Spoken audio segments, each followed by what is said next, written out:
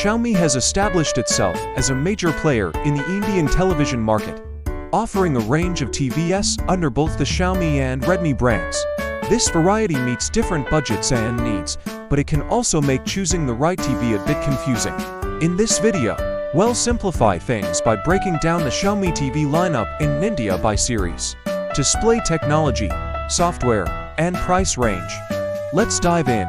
Xiaomi offers several TV series under its brand name. The Smart TV series, focusing on affordability with HD-ready and Full HD resolutions. The Smart TV X series, providing 4000 resolution with HDR capabilities.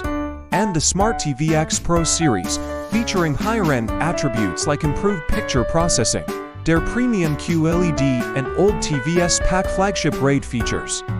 Redmi Smart TVs include the Redmi Smart TV X series, with 4K HDR and the Redmi Smart Fire TV series, with built-in Fire TV OS. Display technologies across the lineup include LED, QLED, and OLED, catering to different picture quality needs. Xiaomi's TVs use Patch Wall or Fire TV OS for software, offering diverse content and smart home integration.